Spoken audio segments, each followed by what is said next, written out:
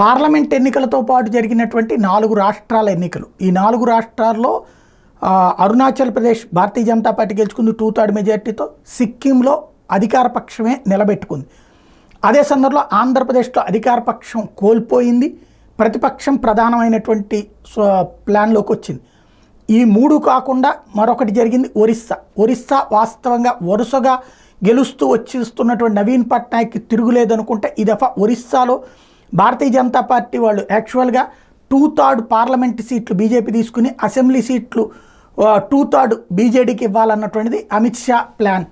కానీ స్థానిక నాయకులు గట్టిగా పట్టుబట్టి మేము గెలిపించుకు తీసుకొస్తాం, మీరు వదిలేయండి అని అడిగితే ఇచ్చేసింది అధినాయకత్వం. అక్కడ తమిళనాడులో కానీ ఒరిస్సాలో కానీ తమిళనాడులో ఫెయిల్ అయ్యింది, కానీ అన్నాడీఎంకేతో పొత్తు లేకపోవడం వల్ల ఫెయిల్ అయింది. కానీ ఒరిస్సాలో మాత్రం సక్సెస్ అయినటువంటి పరిస్థితి. ఒరిస్సాలో చూసుకుంటే ఇప్పుడు అసెంబ్లీ స్థానాల్లో బీజేడీ ప్రతిపక్షానికి పరిమితమైంది, అధికార పక్షంలోకి భారతీయ జనతా పార్టీ రావడం అన్నటువంటి కీలకం. 75 147కు గాను అంటే ఒక 75 అక్కడ గెలుచుకుంది. తద్వారా అధికారంలోకి బీజేపీ వస్తుంది. అదే సందర్భంలో అధికారంలో ఉన్నటువంటి బీజేడీ 57 స్థానాలకు పరిమితమైంది, కాంగ్రెస్ పార్టీ 12 స్థానాలు. అంటే 57, 2, 59, 10, 69 అక్కడ కాంగ్రెస్ను బీజేడీ కలిస్తే ఇప్పుడు అక్కడ ఉన్నటువంటి పరిస్థితి.